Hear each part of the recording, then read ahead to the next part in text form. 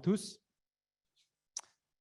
Alors, tu as l'écran de retour. Hein. Il vaut mieux que tu regardes l'écran de retour. oui, ça sera mieux si je veux vous regarder. Alors, quelques mots d'abord. Je pense que vous connaissez Enedis. Peut-être quelques mots pour ceux qui ne connaissent pas très bien. Quelques chiffres plutôt. Donc, Enedis, on est le distributeur. On a tendance à dire, à tort, hein, que nous sommes le distributeur national. C'est vrai sur 95% du territoire. Donc, on est en monopole sur ces 95% du territoire. On est une entreprise de 38 000 personnes. On a 37 millions de clients, 800 sites à travers toute la France. On a effectivement notre cœur de métier, même si aujourd'hui on fait plein d'autres choses, ça reste le réseau, avec une longueur de réseau le plus important en Europe, d'1 400 000 km de lignes, HTA et basse tension. On a un chiffre d'affaires entre guillemets, en moyenne de 14 milliards d'euros, avec des investissements qui tournent annuels de 4 milliards d'euros. Et puis, donc, on avait fait en 2019 un travail d'anticipation de nos investissements sur les 15-16 années 2020-2035 pour vous donner un ordre d'idée. Alors, c'était des éléments qui méritent d'être réévalués en permanence, hein, notamment à partir d'éléments liés à la transition écologique. Je pourrais y revenir, mais c'est 70 milliards d'euros sur 16 ans d'investissement sur le réseau. Donc voilà, en quelques mots Enedis. Alors, avant de commencer, Xavier, il aime bien les petits quiz.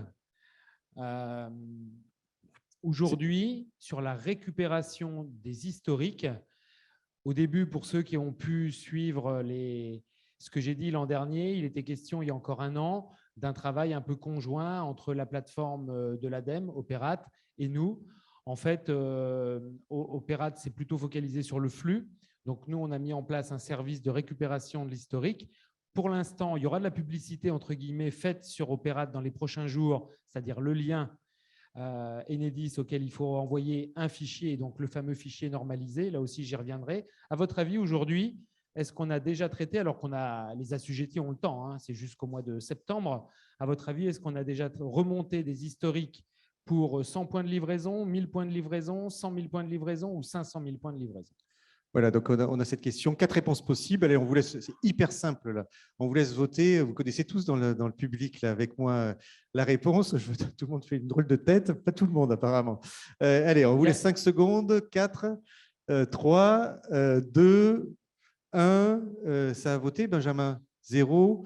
Voilà, vous êtes une centaine avec nous connectés là en ce moment. Hein. Donc il y a du monde, plus le public sur place. Voilà, allez, on va présenter les résultats.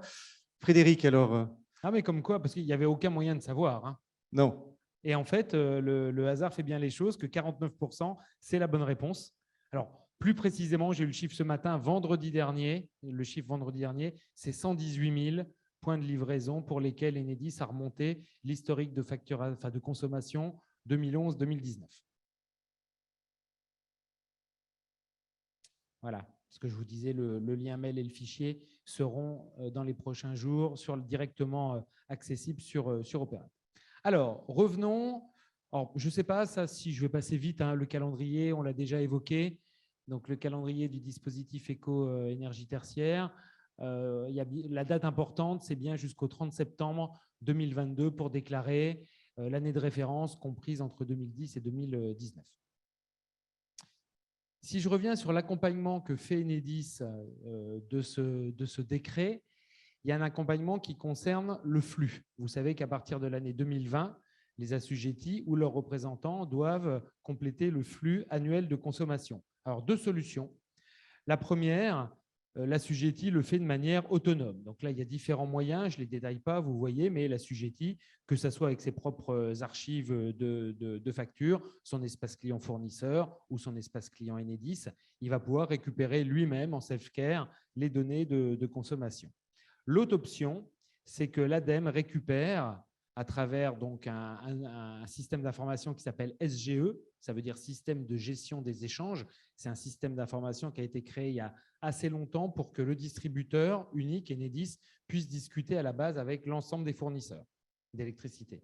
Donc l'ADEME peut attaquer directement ce portail SGE tiers pour récupérer les données auprès d'Enedis après avoir bien sûr reçu l'autorisation de l'assujetti. Donc, c'est vrai qu'il manque, ça pourrait être une idée, quelqu'un de l'ADEME qui pourrait expliquer comment va se passer le mécanisme mis en place sur cette plateforme-là pour aller attaquer. Moi, ce que je peux simplement vous dire, c'est qu'à travers SGE, il y a la possibilité de remonter les 36 dernières, enfin les consommations des 36 derniers mois.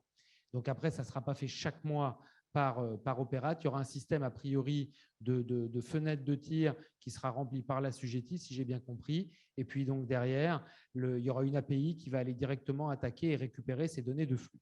Donc ça, c'est pour la partie flux.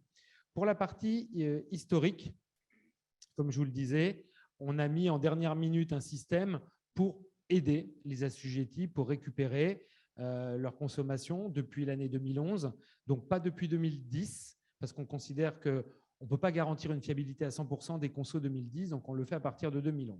Donc la première méthode, c'est toujours de le faire en autonomie. La deuxième méthode, qui est un peu plus intéressante, quand je vous parlais des 118 000, c'est avec la deuxième méthode. Vous avez ici une adresse mail, dct-décret-dercière@enedis.fr. Et puis, vous avez donc un fichier Excel. Je vais y revenir un petit peu, je vais vous montrer quelques exemples qu'il faut compléter. Alors, encore une fois, vous pouvez, je parle surtout pour des entreprises, des bureaux d'études qui peuvent avoir différents clients, vous pouvez envoyer à l'intérieur de ce fichier des PDL avec différentes raisons sociales, différents numéros de SIRET pour lesquels vous avez les mandats. Par contre, c'est bien un mail, un fichier. Je vois, Xavier, il y a eu des tests au début. On a fait un certain nombre de tests pour voir si ça fonctionnait. Un bug, enfin, ce n'est pas un bug, hein. Si vous mettez 2 fichiers dans le mail que vous envoyez à cette adresse-là, ça ne fonctionne pas. Donc, si on doit dire quelques mots sur la partie, je ne sais pas si on voit bien, c'est vrai que c'est… sur ce fichier, il y a un premier onglet un peu descriptif du mode d'emploi qui peut vous amener sur les onglets 2 et 3 qui sont importants. Le deuxième onglet, c'est la déclaration sur l'honneur que vous demandez, encore une fois, des informations en ayant reçu l'autorisation, soit en étant le client directement, soit en ayant reçu l'autorisation, le mandat du client. Et puis, le troisième onglet, c'est le plus important, c'est là où on va vous demander de remplir le PRM, donc c'est le numéro du point de livraison, et le numéro de SIRET. Les deux, c'est 14 chiffres, sans espace ni caractères spéciaux. Et puis après, sur 5 colonnes, l'adresse. Donc voilà, ce qu'on vous demande dans le fichier, c'est de remplir ces éléments-là et de l'envoyer, si vous êtes intéressé, encore une fois, l'envoyer à l'adresse mail que je vous montrais précédemment. Et là, juste pour privilégier un peu d'échange, si vous le souhaitez, juste un exemple de… En haut, vous voyez ce qui a été envoyé par l'assujetti ou son représentant. Et puis en bas, vous voyez le retour. Alors, sur la première ligne, tout s'est bien passé. Il y a bien eu un historique 2011, 2012, 2013. Vous voyez les consommations annuelles. Sur la deuxième ligne, vous voyez la première consommation, elle est que de 2018. C'est normal, puisqu'on a une mise en service le 21 septembre 2017. Donc, sachez que si la date de dernière mise en service, elle est sur une année N, l'historique ne vous sera envoyé qu'à partir de l'année N+1. Vous avez après un autre problème. Vous voyez dans la liste en haut un PRM sur 4 chiffres. Donc là, forcément, il y a un message d'erreur qui est renvoyé. Donc le fichier vous est quand même renvoyé. On tenait à ce qu'il vous soit renvoyé avec tout ce qui a pu être remonté. Et par contre, s'il y a des anomalies, vous n'avez bien sûr pas l'historique, mais vous avez l'explication liée à un PRM qui est non valide ou derrière une date de mise en service qui est postérieure à 2011. Donc voilà, ce robot a fonctionné déjà pour 118 000 PDL. Xavier, ici présent, on a travaillé un petit peu ensemble pour aussi avoir un retour d'expérience au début, de savoir comment ça se passait. A priori, ça se passe plutôt bien, sauf erreur de point de livraison, forcément. Voilà, moi j'ai terminé, je l'ai fait court, volontairement. Est-ce que vous avez des questions par rapport à l'appui que peut vous apporter Enedis sur vos consommations, flux ou historiques? Voilà, on va poser les questions là. Tiens, je vais mettre là, je te laisse te mettre de l'autre côté, qu'on soit répartis l'un à côté de l'autre. Donc, là, aujourd'hui, vous êtes prêt à recevoir. J'ai compris, bon, il y a une petite technique à mettre en œuvre. Comment tu vois la montée en puissance là, de la part des collectivités? Est-ce que tu as des retours d'expérience? Non, mais je suis assez favorablement surpris du nombre, sans avoir fait une grosse communication. On est déjà à 118 000 PDL. Donc, on n'est pas loin, à mon avis, déjà de 15% de remontée d'historique. Après, ce qu'on ne maîtrise pas, c'est si beaucoup d'assujettis vont passer par cette méthode-là. Par contre, ce qui est sûr, c'est qu'on est capable, avec cette méthode, la semaine dernière, on a eu une demande, le fichier, je crois que c'était 33 000 lignes. Bon, dans la journée, il y a eu un retour alors, pas 33 000, parce qu'il y a eu probablement quelques lignes, comme je montrais, où il y avait une problématique. Mais en tout cas, dans la journée, notre robot répond. Donc, en fait, on n'a aucune inquiétude sur la montée en charge, qu'on espère d'ailleurs. Hein, mais demain, on peut avoir des semaines à 100 000, 200 000, 300 000 PDL. Ça risque de ne pas poser de soucis. Alors, il y a une question d'Arnaud qui est à distance. Hein. On pourra peut-être prendre une question. S'il y a une question du public, levez la main. Hein. On prendra la question du public. Une question d'Arnaud qui est quel est le cadre juridique pour fonder le transfert des datas de Enedis à l'ADEME? Est-ce que tu comprends la question? Je comprends la question. Alors, je suis peut-être passé un peu rapidement. C'est qu'en fait, si l'assujetti il souhaite que la récupération de ses consommations au flux, donc 2020, 2021 et après, soit directement faite dans son espace au niveau de la plateforme Opérate, donc soit faite par l'ADEME.